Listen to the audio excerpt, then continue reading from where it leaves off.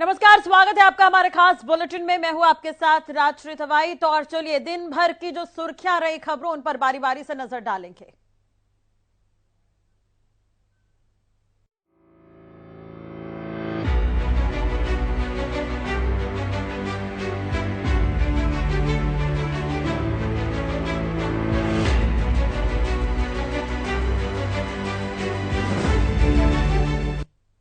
पांच राज्यों में चुनाव के बाद परिणाम सामने आ गए हैं, जिनमें से 3 राज्यों में बीजेपी की प्रचंड जीत हुई है। अब सदन की कार्यवाही आज चली। जब सदन में प्रधानमंत्री नरेंद्र मोदी पहुंचे तो उनका जोरदार स्वागत किया गया। देखिए रिपोर्ट।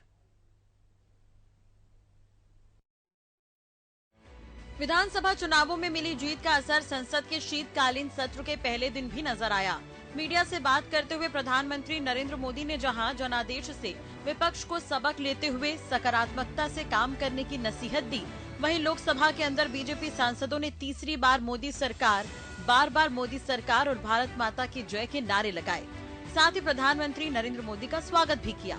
कार्यवाही शुरू होने से पहले ही अमित शाह, राजनाथ सिंह, नितिन गडकरी, सोनिया गांधी, टीआर बालू, फारूक अब्दुल्ला समेत सत्ता पक्ष और विपक्ष के 6 सांसद सदन में पहुंचे थे। सदन की कार्यवाही शुरू होने से लगभग 5 मिनट पहले जैसे ही प्रधानमंत्री नरेंद्र मोदी सदन के अंदर दाखिल हुए, बीजेपी सांसदों ने पहले भारत माता की जय के नारे के साथ उनका स्वागत किया और फिर अगले कई मिनटों तक तीसरी बार मोदी सरकार और बार बार मोदी सरकार के नारे लगाते नजर आए। मैं लगातार सत्र के प्रारंभ में विपक्ष के साथियों के साथ हमारा विचार विमर्श होता है। हमारी मेन टीम उनसे चर्चा करती है। मिलकर के भी सबके सहयोग के लिए हम हमेशा प्रार्थना करते हैं, आग्रह करते हैं।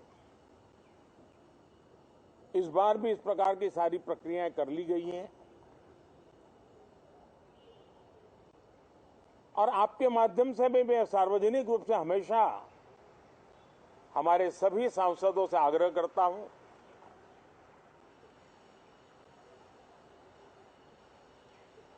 लोकतंत्र का यह मंदिर जन आकांक्षाओं के लिए, विकसित भारत की नींव को अधिक मजबूत बनाने के लिए बहुत महत्वपूर्ण मंच है। मैं सभी माननीय सांसदों से आग्रह कर रहा हूं कि वो ज्यादा से ज्यादा तैयारी करके आएं। सदन में जो भी बिल रखे जाए उस पर गहन चर्चा हो, उत्तम से उत्तम सुझाव आए।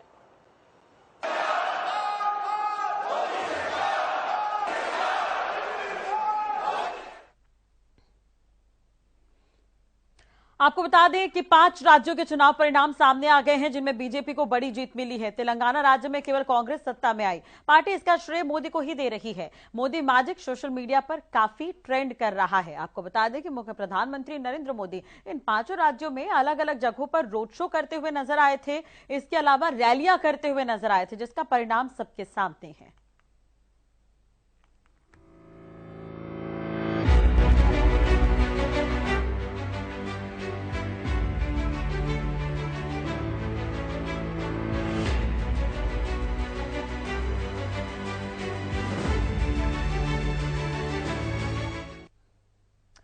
तो चुनाव परिणाम सामने है। 3 राज्यों में यहां पर बीजेपी ने जीत हासिल की है, यानी कि कुल मिलाकर अगर हम देखें तो बीजेपी ने यहां पर हैट्रिक लगा ली है।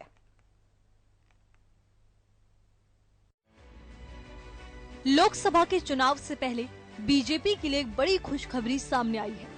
राजस्थान, मध्य प्रदेश और छत्तीसगढ़ में बीजेपी ने भारी बहुमत के साथ सत्ता की कुर्सी हासिल कर ली है। परिणामों से पहले टीका टिप्पणियों का दौर चला।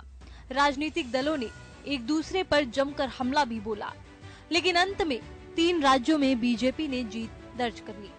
हालांकि तेलंगाना में बीजेपी पीछे रह गई। फिलहाल बात है इन 3 राज्यों की जहां बीजेपी आ गई है। जी हाँ, मध्य प्रदेश में रिवाज कायम है, तो राजस्थान और छत्तीसगढ़ में सत्ता परिवर्तन हो रहा है। तो अब हम आपको चुनाव से पहले की स्थिति के बारे में भी बता देते हैं। दरअसल जब चुनावी राज्यों में मतदान होने थे तो ताबड़तोड़ रैलियों का दौर देखने को मिला था। बीजेपी की ओर से कई बड़े वादे और दावे किए गए, तो वहीं कांग्रेस भी पीछे नहीं रही। कांग्रेस ने सबसे ज्यादा महिला सशक्तिकरण को बढ़ावा दिया, लेकिन जनता ने बीजेपी को चुना। इन परिणामों को लेकर ये समझ आता है कि कहीं न कहीं बीजेपी नेताओं की वो बात सही हो रही है कि जनता को बीजेपी पर विश्वास है। हालांकि बीजेपी ने महिलाओं के लिए, बेटियों के लिए, बुजुर्गों के लिए, युवाओं के लिए कई कार्य किए हैं, कई योजनाएं लाई गई हैं, जिससे जनता जनार्दन को फायदा हो। अब अगर बीजेपी की एक रणनीति के बारे में आपको बताएं तो जब 2018 के चुनाव में बीजेपी की ओर से चुनावी राज्यों में सीएम पद के उम्मीदवार के नाम की घोषणा कर दी गई थी और हार का सामना करना पड़ा था, लेकिन इस बार बीजेपी ने ऐसा नहीं किया। इस बार प्रधानमंत्री नरेंद्र मोदी के नाम पर ही पूरा चुनाव लड़ा गया और प्रचंड बहुमत के साथ सत्ता पर काबिज हुए। ऐसा भी कहा जा रहा है कि चुनावी राज्यों में पार्टी की ओर से किए गए रोड शो, रैलियों का भी परिणामों पर जबरदस्त फायदा हुआ है। बहरहाल अब देखने वाली बात यह होगी कि जनता ने विश्वास के साथ बीजेपी को चुना है। अब इन तीनों राज्यों में मुख्यमंत्री कौन बनता है?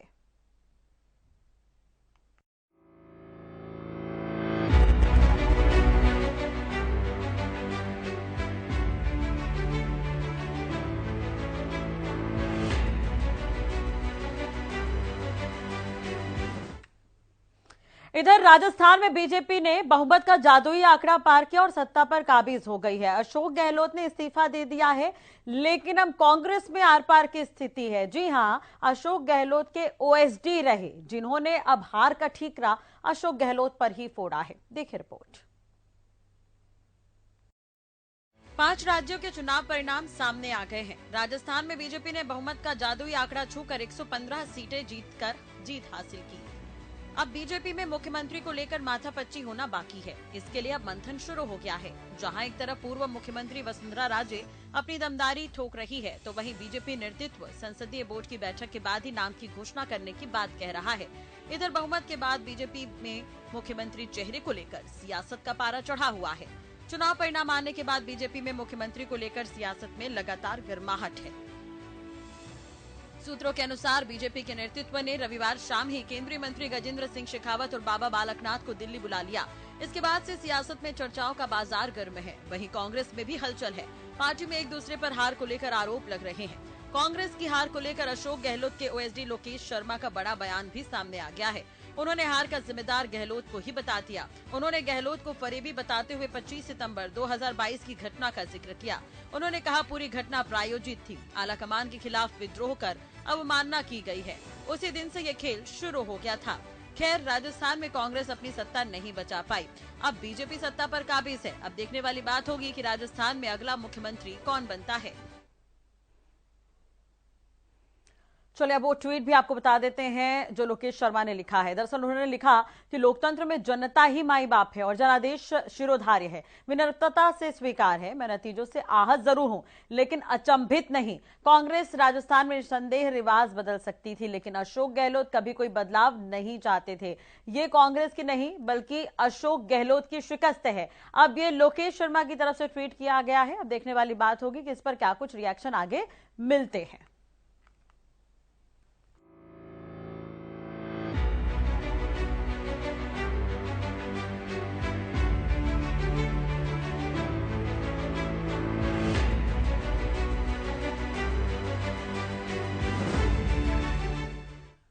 चलिए बात छत्तीसगढ़ की करें तो यहां पर भी कांग्रेस अपनी सत्ता नहीं बचा पाई। बीजेपी ने एक बार फिर से वापसी की है। अब इस पर कुमारी शैलजा ने भी अपना रिएक्शन दिया है। क्या कुछ उन्होंने कहा, इस रिपोर्ट के जरिए आपको बताते हैं। छत्तीसगढ़ में रुझान परिणाम में बदलने लगे और चुनाव आयोग से जारी आंकड़ों के मुताबिक 54 सीटों पर बीजेपी ने जीत हासिल कर ली। वहीं 35 सीटों पर कांग्रेस ने जीत हासिल की है। पूर्व सीएम रमन सिंह जीत गए हैं, जबकि अंबिकापुर से उप मुख्यमंत्री टीएस सिंहदेव को हार का सामना करना पड़ा। देखा जाए तो आंकड़ों के अनुसार बीजेपी ने छत्तीसगढ़ में 54 सीट और कांग्रेस ने 35 सीट पर अपना कब्जा किया। छत्तीसगढ़ में चुनाव परिणाम आने के बाद मुख्यमंत्री भूपेश बघेल ने राजभवन पहुंचकर विश्वभूषण हरिचंदन को अपना इस्तीफा सौंप दिया। चुनावी नतीजों के बीच कांग्रेस प्रदेश प्रभारी कुमारी सैलजा का भी बयान सामने आया। उन्होंने कहा कि छत्तीसगढ़ की जनता का जनादेश स्वीकार्य है। कांग्रेस सरकार ने हर वर्ग के विकास के लिए काम किया। हम गरीब वंचित वर्ग की लड़ाई लड़ते रहेंगे। हम उम्मीद करते हैं कि बीजेपी सरकार लोगों की उम्मीदों पर खरा उतरे। इसके अलावा उन्होंने कहा कि हम मजबूत विपक्ष के रूप में काम करेंगे। हम सरकार के अच्छे कामों का सहयोग करेंगे। कहां कमी रह गई, इस पर भी समीक्षा करेंगे। अब लोकसभा चुनाव की तैयारी में जुटने की बात कुमारी सैलजा कहती हुई नजर आई। बीजेपी के चुनाव प्रभारी ओम माथुर ने कहा कि हमने भूपेश बघेल के भ्रष्टाचार को उजागर किया। हमें जीत के रूप में लोगों का आशीर्वाद मिला। राज्य का कोई भी वर्ग बघेल सरकार से खुश नहीं था। कांग्रेस को केवल इसकी चिंता थी कि उनका परिवार कैसे चलेगा। उन्हें जनता की परवाह नहीं थी। अब बीजेपी सत्ता में आ गई है तो विकास होगा। इधर इस बार चुनाव में अजीबोगरीब परिणाम सामने आए। जैसे चुनाव में कई मंत्री हारे हैं। मरवाही विधानसभा सीट की अगर हम बात करें तो 23 साल बाद बीजेपी ने जीत दर्ज की है। वहीं मरवाही से भाजपा प्रत्याशी पूर्व सैनिक प्रणब मरपच्ची ने जीत का श्रेय मरवाही की जनता और पार्टी संगठन को दिया है। रिकाउंटिंग भी हुआ। Deputy CM T.S.. सिंहदेव फिर भी हार गए, लेकिन वोटों का अंतराल कम हुआ। 94 वोट से महज वो हारे हैं। कांकेर विधानसभा से भाजपा प्रत्याशी आशाराम नेताम ने मात्र 16 मतों से जीत दर्ज की है। तो इस तरह के अजीबोगरीब परिणाम इस बार छत्तीसगढ़ के विधानसभा चुनाव में देखने को मिले हैं।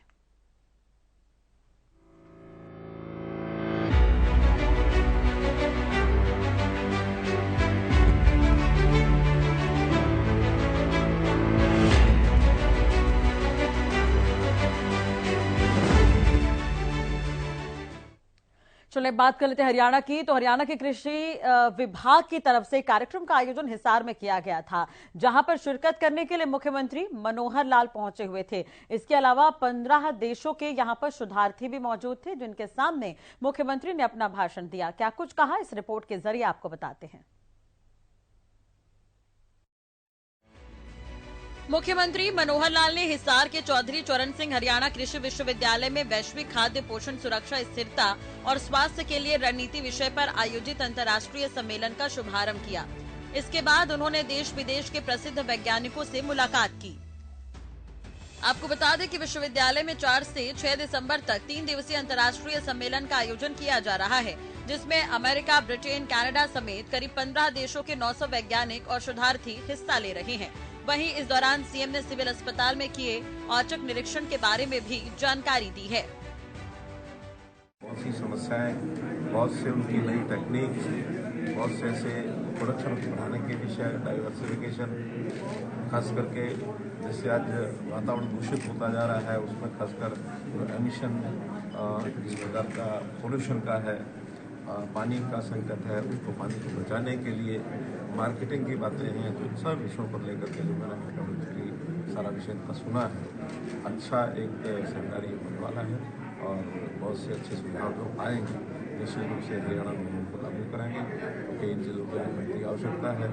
क्योंकि सॉइल की प्रोडक्टिविटी ये भी कैसे बढ़े, प्रोडक्शन है, एग्रो प्रोडक्शन, उसकी क्वालिटी कैसे सुधरे, ताकि हमारे जीवन को यानी स्वस्थ शरीर कैसे रह सकता है। केमिकल्स और पेस्टिसाइड का जो दुष्परिणाम है, उसको रोकने के लिए भी कुछ चीज़ें सामने आएंगी। जैसा भी यहाँ का निकलेगा परिणाम, जो उनकी ओर से सिफारिशें होंगी उसको होगा।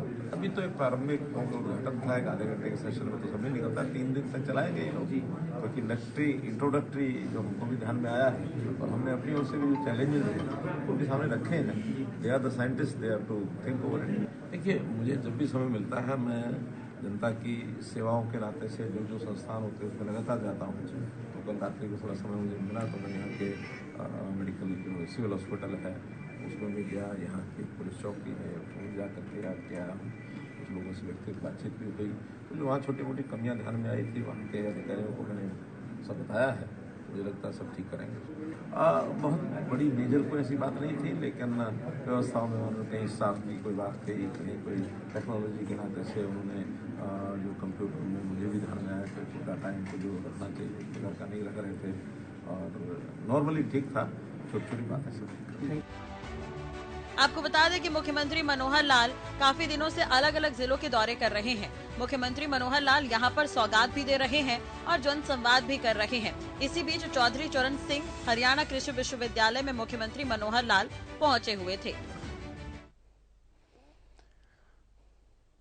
America, Britain, Canada, Kazakhstan, Japan, मिस्र, France, Germany, Tunisia, Brazil, Morocco समेत 15 देशों के 900 वैज्ञानिक आज पहुंचे थे। कुलपति ने बताया कि अंतर्राष्ट्रीय सम्मेलन के प्रारंभिक सत्र में फ्रांस के आईपीसीसी नोबेल पुरस्कार के सह विजेता प्रोफेसर आर्थर सी रिटेकर व अमेरिका के टेक्सास A&M विश्वविद्यालय के संकाय फेलो प्रोफेसर सर्जियो सी कापारेडा तकनीकी विषयों पर अपने व्याख्यान देते हुए यहां पर हरियाणा की तारीफ करते हुए भी नजर आए।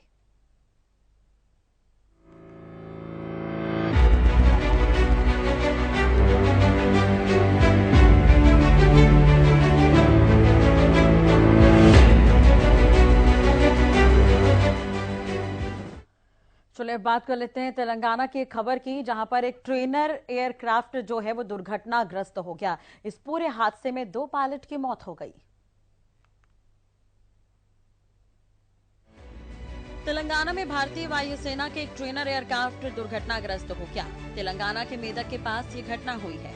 हादसे में 2 पायलट की मौत हो गई। वायुसेना के अधिकारियों ने बताया कि तेलंगाना के डिंडीगुल स्थित एयरफोर्स अकादमी से सुबह के समय ट्रेनर विमान ने उड़ान भरी थी, जिसके बाद सुबह के लगभग 8:55 में ये विमान हादसे का शिकार हो गया।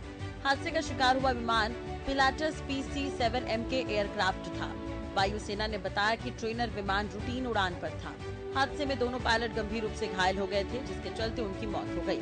हादसे में किसी नागरिक या संपत्ति को नुकसान नहीं हुआ है। वायुसेना ने हादसे की जांच के आदेश दे दिए हैं।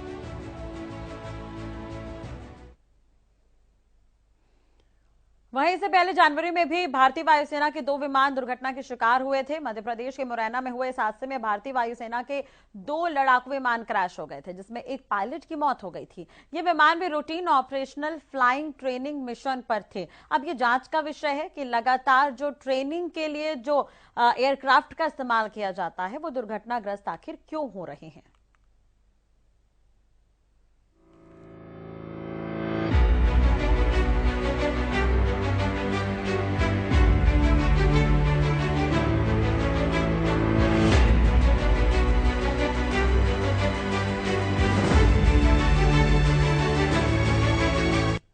चलिए बात कर लेते हैं यमुनानगर की, जहां के चिचरौली गांव में 2 बच्चों पर एसिड गिरा है। ये एसिड काफी खतरनाक बताए जा रहे हैं। देखिए रिपोर्ट।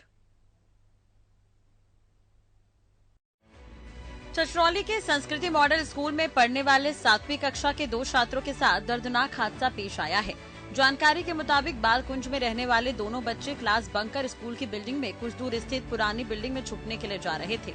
इस दौरान वहां पड़े एसिड की बोतल पर उनका पैर आ गया, जिसमें एक बच्चे के पैरों में व दूसरे बच्चे के मुंह और प्राइवेट पार्ट पर एसिड गिर गया। इसके बाद आनन फानन में दोनों को अस्पताल ले जाया गया। एक बच्चे की हालत गंभीर होने के चलते PGI चंडीगढ़ रेफर कर दिया गया है। जानकारी देते हुए जिला शिक्षा अधिकारी ने बताया कि उन्हें बच्चों के साथ हुए इस हादसे की जानकारी मिली, जिसके बाद वो खुद विजिट करने मौके पर पहुंची थी। उन्होंने बताया कि दोनों शरारती बच्चे क्लास बंक कर या फिर खेलते हुए वहां गए थे। स्कूल की पुरानी बिल्डिंग कई सालों से जर्जर अवस्था में है, जिसकी स्कूल प्रशासन द्वारा कुछ दिन पहले सफाई करवाई गई थी और सफाई कर्मियों ने वहां से सामान निकालकर बाहर डाल दिया था। उसी पुराने सामान में किसी एसिड की वजह से बच्चों के साथ ये हादसा देखने को मिला है। वहीं मामले में जानकारी देते हुए पुलिस अधिकारी ने बताया कि अस्पताल से सूचना मिलने पर मौके पर पहुंचे थे और एक बच्चे को चंडीगढ़ PGI रेफर कर दिया गया है। तो ये बच्चे इन्होंने क्लास नहीं लगाई, बाकी सब बच्चे क्लास लगाने के लिए आ गए। ये क्लास में से छुप गए और वहां एक बच्चे ने, जैसे बच्चे खेलते हुए एक दूसरी बोतल के पैर वगैरह मार देते हैं, तो जैसे पता लगा उस बच्चे ने बताया, उसने उस पर पैर मार दिया और कुछ केमिकल उसमें से, ये नहीं पता वो क्या था, वो दूसरे बच्चे के ऊपर गिर गया। तो जैसे ही उसके ऊपर गिरा उसको बर्न हुआ।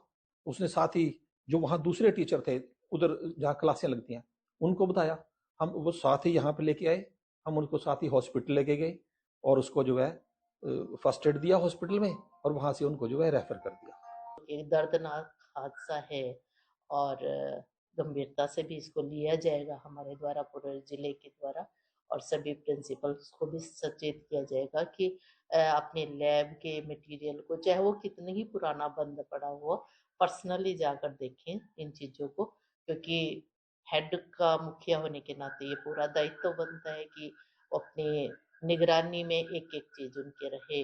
तो ये आज पूरी अभी मैं तहकीकात कर रही हूँ कि क्या हुआ, कैसे हुआ। उसके बाद हम अपने डिपार्टमेंट को भी इस बारे में सूचित करेंगे। तो वहां से मेरे को एक बच्चे अरमान की MLR मिली थी और उसके बाद मैंने बालकुंज के अधिकारियों से बात की, जिसको डॉक्टर साहब ने मेरे से पहले ही रेफर कर दिया था। भी कुछ बच्चे बालकुंज के सरकारी स्कूल में पढ़ते हैं और वो वहां खेल रहे थे और कुछ कोई ऐसा वेस्टेज सामान था जो साइंस लेबोरेटरी से बाहर रखा होता अलग कोण में। तो बच्चे खेलते खेलते उसमें चले गए और जाने के बाद एक बच्चे के पैर बोतल के ऊपर रखा गया और उसका कोई छींटे लग गए उस एसिड के। और एक बच्चा जो गुरुदेव है वो तो बालकुंज में है और वो बच्चा भी ठीक है। मैंने उसके हालात का पता कराया और उसका बयान अंकित कर लेंगे। बयान अंकित करके जो मुनासिब कार्रवाई की। चलो, एक बच्चे को फिलहाल चंडीगढ़ के PGI रेफर किया गया, जहां पर उसका इलाज जारी है। वहीं दूसरे बच्चे की स्थिति भी गंभीर बताई जा रही है, लेकिन बालकुंज में ही उसका इलाज चल रहा है। इसके अलावा पुलिस अधिकारी ने यह भी कहा है कि अंदेशा है कि पुरानी बिल्डिंग के साइंस लैब के किसी एसिड की वजह से बच्चों के साथ यह हादसा हुआ है, जिस पर गंभीरता से जांच की जाएगी।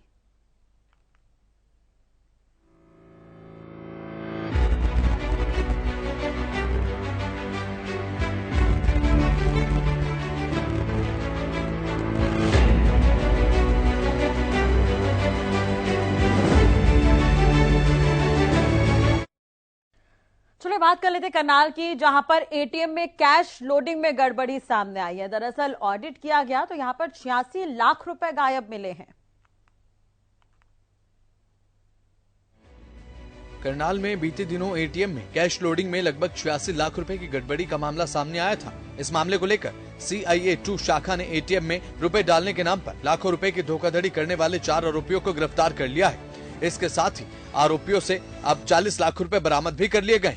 आरोपियों से लगातार पुलिस की पूछताछ जारी है। पुलिस ने आरोपियों से 40 लाख रुपए बरामद कर लिए हैं। तो वहीं पुलिस को संदेह है कि आरोपियों से पूछताछ में अभी और भी वारदातों का खुलासा हो सकता है। इसे लेकर सख्ती से पूछताछ जारी है। आपको बता दें कि करनाल में बीते दिनों ATM में कैश लोडिंग में लाखों रुपए की गड़बड़ी की बात सामने आई थी और ये 86 लाख रुपए की गड़बड़ी बताई गई थी। कैश लोडिंग करने वाले कर्मचारियों पर इस गबन का आरोप लगा था। इसकी शिकायत पुलिस को दी गई। मामले की गंभीरता को देखते हुए CIA 2 शाखा की तरफ से मामले की जांच की गई और जांच में पाया गया कि आरोपी विजय ने गबन किया हुआ है और कुछ पैसे उसने अपने परिवारजनों के पास रखे हैं, जो कि इन आरोपियों को गिरफ्तार कर बरामद किया जा चुका है। आरोपी विजय अभी फरार है और विदेश में बताया जा रहा है। गिरफ्तार हुए सभी 4 आरोपियों को न्यायालय में पेश करके 1 दिन का रिमांड हासिल किया गया है। इसके दौरान इनसे पूछताछ की जाएगी और जो शेष बरामदगी है वो जल्द की जाएगी। मुकदमे में शामिल अन्य फरार आरोपियों को भी जल्द गिरफ्तार कर लिया जाएगा। इसमें 15 तारीख को एक FIR लॉन्च हुई थी, जिसमें 86 लाख रुपए ATM मशीनों का गबन का मुकदमा दर्ज किया गया था। इसमें 2 लड़के थे, विजय और सुशील। FIR के मुताबिक ये दोनों लड़के ATM मशीनों में पैसा डालने का काम करते हैं। कंपनी के अनुसार इन दोनों के मोबाइल पे OTP नंबर आता है जो 4 डिजिट का है। जब दोनों का डिजिट मिलता है तब जाके वो ATM मशीन खुलती है। तो इस लड़के ने, विजय ने क्या किया कि जो सुशील है उससे पासवर्ड लेके वहीं पे और उसको तो किसी काम में लगा दिया और खुद उसने जो ये पैसे थे अपने ATM मशीन में ना डाल के खुद के बैग में डाल लिए। फिलहाल 4 आरोपियों को न्यायालय में पेश कर 1 दिन का रिमांड हासिल किया गया है। जैसा कि पुलिस का कहना है कि अभी फिलहाल फरार आरोपियों की तलाश जारी है। जल्द ही उन्हें विदेश से गिरफ्तार कर लिया जाएगा। पुलिस की तरफ से इस मामले को गंभीरता से लेते हुए 4 आरोपियों को गिरफ्तार कर लिया गया है, जिनसे 40 लाख रुपए फिलहाल बरामद किए गए हैं। मामले को लेकर अभी भी आरोपी फरार हैं, जिनकी तलाश पुलिस की तरफ से की जा रही है।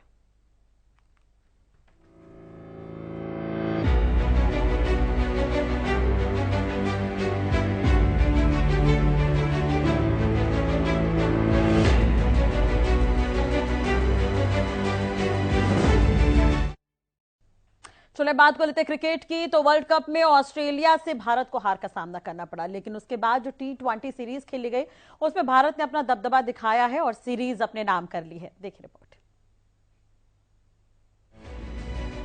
भारत और ऑस्ट्रेलिया के बीच 5 मैचों की T20 सीरीज खेली गई। टीम इंडिया ने इस सीरीज को 4-1 से अपने नाम कर लिया है। बेंगलुरु के चिन्नास्वामी स्टेडियम में खेले गए आखिरी मुकाबले में भारत ने टॉस हारकर पहले बल्लेबाजी करते हुए 20 ओवर में 8 विकेट गंवाकर 160 रन बनाए थे। जवाब में ऑस्ट्रेलियाई टीम 20 ओवर में 8 विकेट गंवाकर 154 रन ही बना सकी। आखिरी ओवर में ऑस्ट्रेलिया की जीत के लिए 10 रन चाहिए थे। 20वें ओवर में अर्शदीप सिंह गेंदबाजी के लिए आए। 20वें ओवर की पहली गेंद उन्होंने लगभग 137 किलोमीटर प्रति घंटे की रफ्तार से शॉर्ट बॉल फेंकी और इस पर वेड कोई रन नहीं बना सके। वेड ने लेग अंपायर से वाइड की मांग की, लेकिन ऐसा नहीं हुआ। इसके बाद दूसरी गेंद पर अर्शदीप ने फिर कोई रन नहीं दिया। उन्होंने एक बार फिर से यॉर्कर गेंद फेंकी। इसके बाद वेड दबाव में आ गए। तीसरी गेंद पर अर्शदीप ने 144 किलोमीटर की रफ्तार से फिर यॉर्कर गेंद फेंकी, जिस पर बड़ा शॉट लगाने के चक्कर में वेड लॉन्ग ऑन पर कैच हो गए।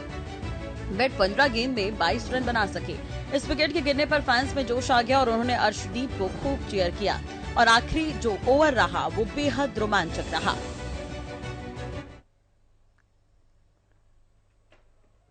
चलिए, इसी के साथ ही हमारे इस खास बुलेटिन में फिलहाल इतना ही। खबरों के लिए बने रहिए हमारे साथ।